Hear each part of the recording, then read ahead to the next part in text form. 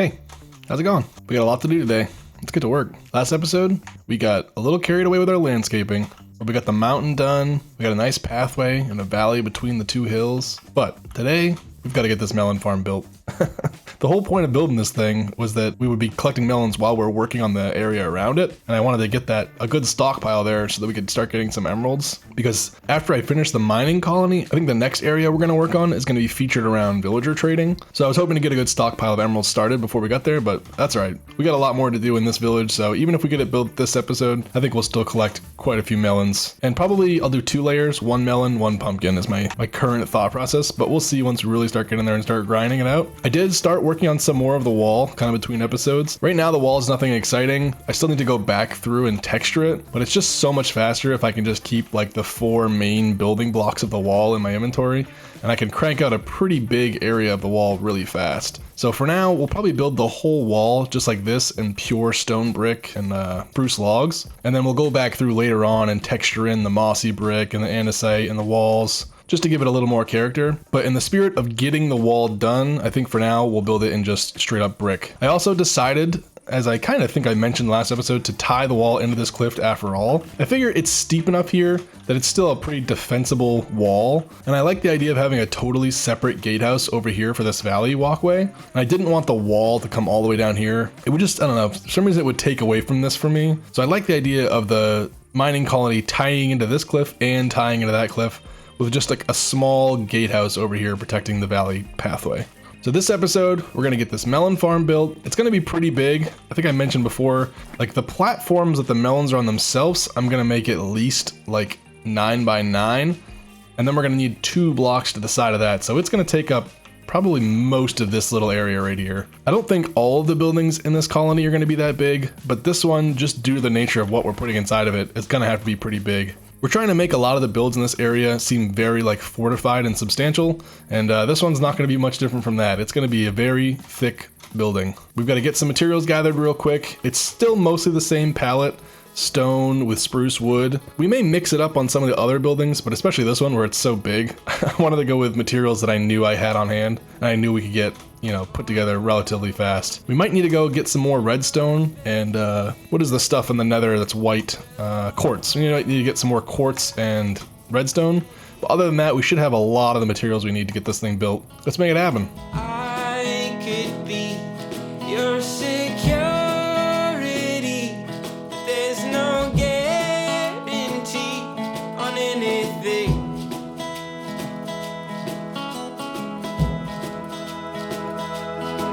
And I'll take care of you along the way. My love, one day at a time, will leave our troubles behind. And you'll take care of me.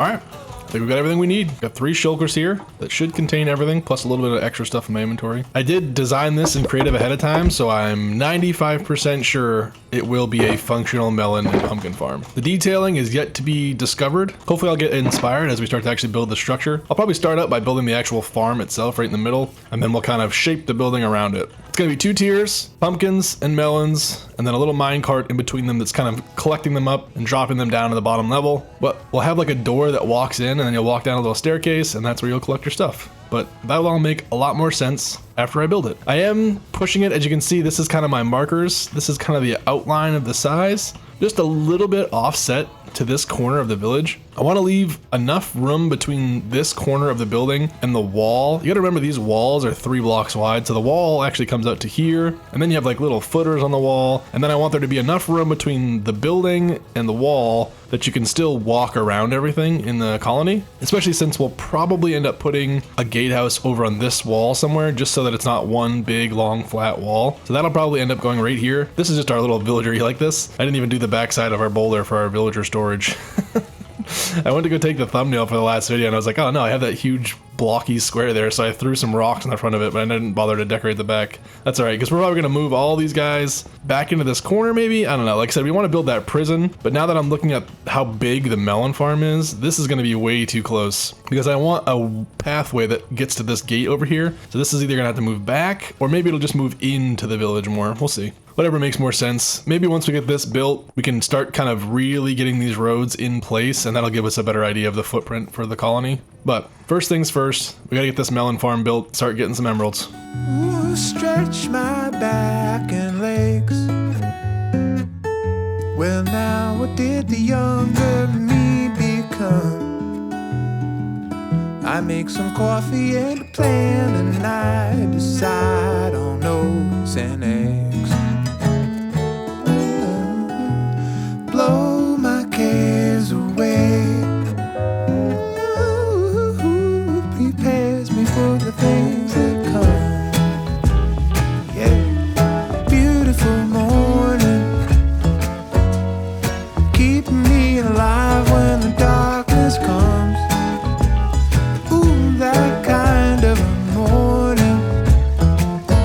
It's the natural feeling that will make it. Okay, thought I would do a quick check-in.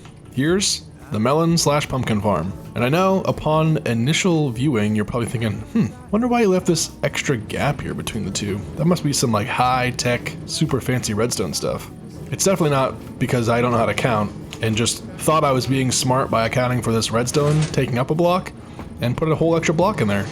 But we built it from the top down, which was a bad idea. If you notice, I got my elytra on because I had to fly to get to the 1 block hole and plant all this stuff and then fly to put the rails down. And at that point, I was kind of committed to building the thing from the top down. So then I had to just keep doing that all the way through. So if you do try to replicate this, I recommend starting at the bottom and working your way up.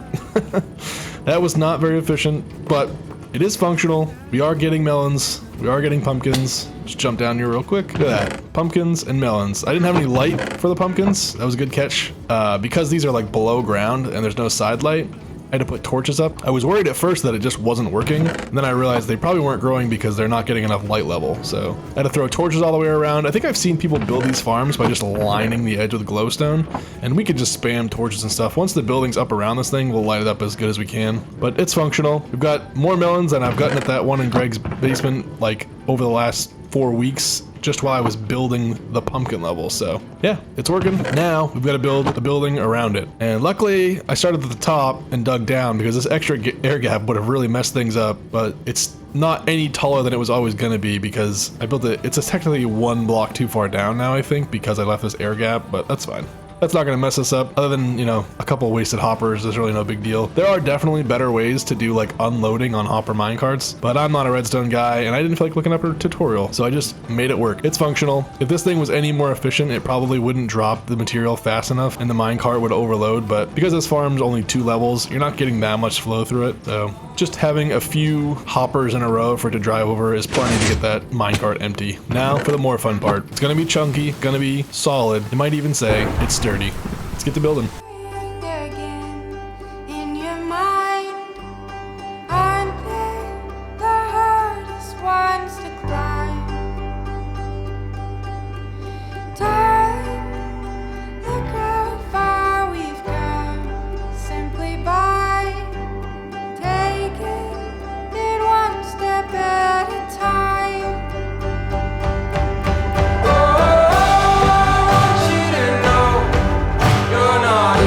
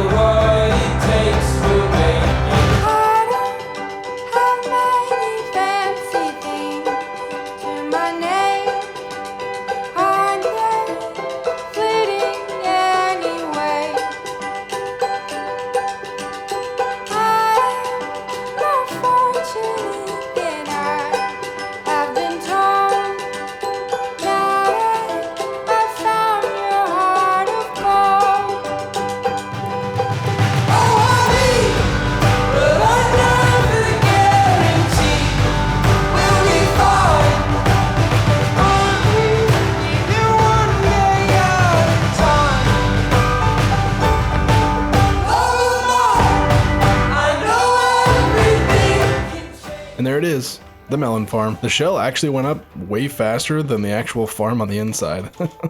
Just goes to show you when you build things from the ground up versus the up ground, it goes a lot smoother. Couple lessons learned. I knew it was big, but I think it might even be a little bit bigger than I wanted it to be. The problem is I needed this big square because the melon farm on the inside is just square platforms, right? So the building, this is kind of the smallest the main portion of the building could be, but I needed it to have some character outside of being a big square. So I added these like castle, like wall towers, but I shortened them obviously because I didn't want this thing to be sky high. So I thought maybe going with like a small towers on each corner would look cool. And I do really like the shape, but it does make the footprint quite large. The melon and pumpkin farm is very serious in this Mayan colony. They take their melons very seriously here.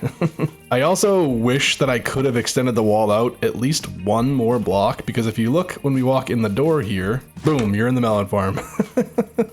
I wasn't able to like obscure this in any way because obviously, you know, this is as wide as I wanted the building to be. So it's not pretty on the inside and there's really no way to make it pretty. But we don't really need to come in here except to grab our melons and pumpkins, so, you know, it is what it is.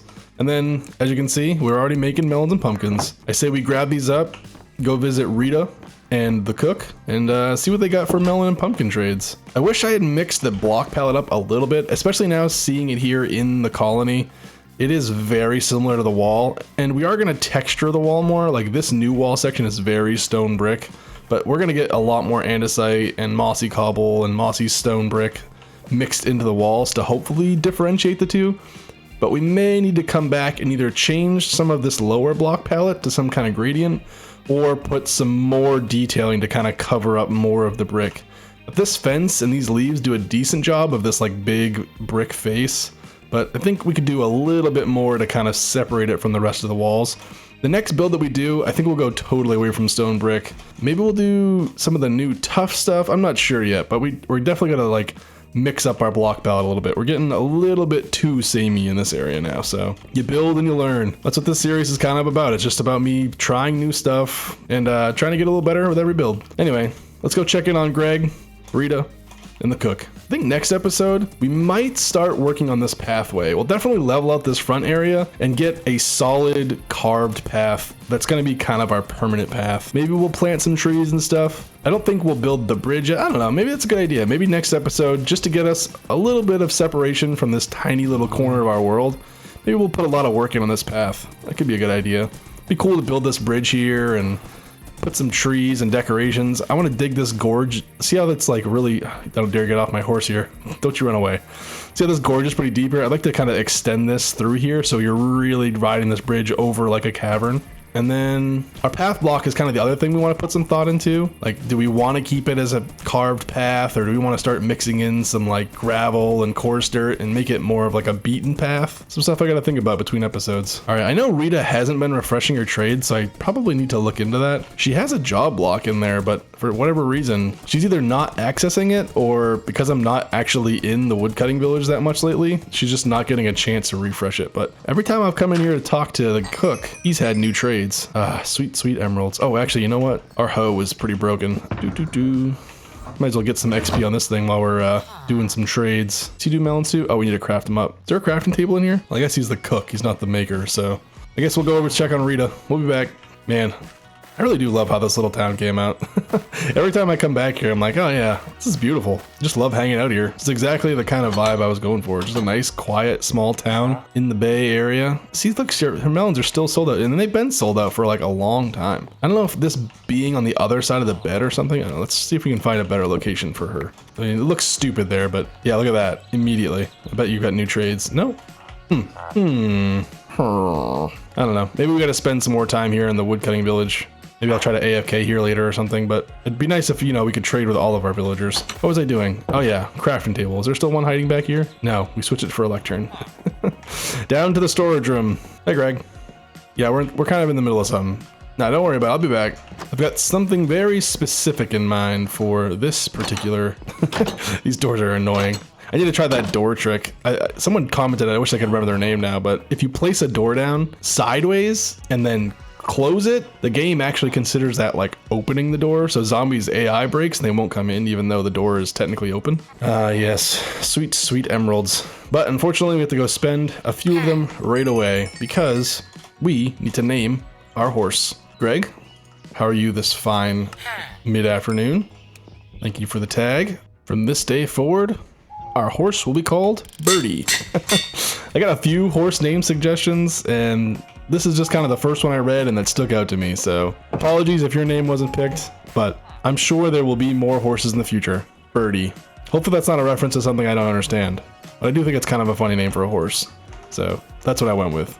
I believe Steven was also a close follow-up, but Birdie takes it. Alright, we moved Rita's job block, and now she's had a nice sleep. Let's see. Still no trades. Oh crap. Keep doing that. I'm never gonna remember to replace that pot. What about right in the middle of the floor, Rita? Can you get to that? Maybe she can't get her bed. I've seen her lay in this though. We'll do this.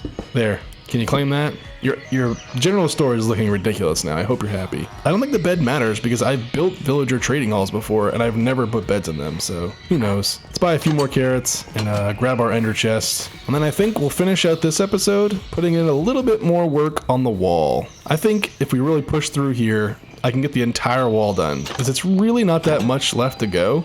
And now that I've had a lot of practice with like the other parts of the wall, I think that this last section is going to go even faster. And I think I'm going to stream it. So this will have already happened if you're watching this, but I think I'm going to stream building this last section of wall over on Twitch. I don't think I'm going to do anything fancy at this point. Again, it's just going to be the basic stone blocks, and we're not going to build the gatehouse yet. For now, we're just going to go with a flat wall. But I think I can get that done, and I've got a little bit of time here, so again, if you want to catch the live streams, I stream over on Twitch occasionally. I don't really have a schedule. It's kind of just when I have time or when I have something I need to grind out anyway, and it's just a good place to do it and, you know, not be by myself the whole time. So if you want to check those out, follow me there. I try to post in our Discord when I go live there, and I also usually put up a community post. Let me know if those community posts get annoying. I try not to, I don't really want to spam everyone's subscription feed with community posts constantly, but I just don't really know a better way to let people know. And I just don't love live streaming on YouTube right now, so kind of Twitch is where it's at.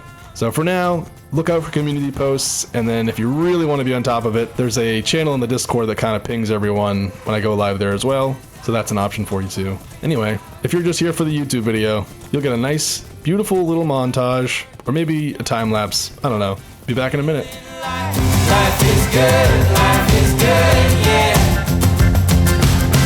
Life is good, yeah. Yeah, in my darkest times, you got me feeling like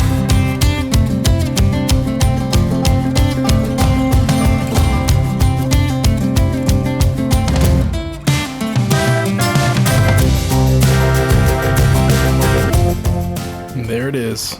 Feels good to have that one checked off the list. It actually went pretty smoothly. We got like this whole L shape and this whole straightaway down all the way to the side of the mountain done in like an hour and a half, maybe 2 hours tops. Oh, geez. Birdie, you gotta help me out here. I'm trying to talk, try to ride and talk and do things. I mean, you could just like, hey, watch over that hole, dude. That's all. That's all I asked, Birdie. Yeah. We got the wall done. We do need to put a gatehouse in over here. This is probably the worst angle just because it's so much continuous pattern. I may go back through and take every other lantern out and add some other type of detail. Just a little bit too much lantern, at least when you're close. From far away, it doesn't like strike me as much, but up close, these like really stand out. So I might do like a stone wall or some other type of detail for the in-between spots. But overall, I'm happy with the pattern, the shape, and the design. I still want to go back through and add the mossy stone, add some andesite, and texture it up quite a bit. And I want to put a gatehouse in like right here, not directly in line with the melon farm, but somewhere offset here, just to break up the shape of this one section of wall, which is really flat now. Let's go sleep first, and then let's take a look from the inside. We can actually torch up the inside now, which is gonna be nice, and then we'll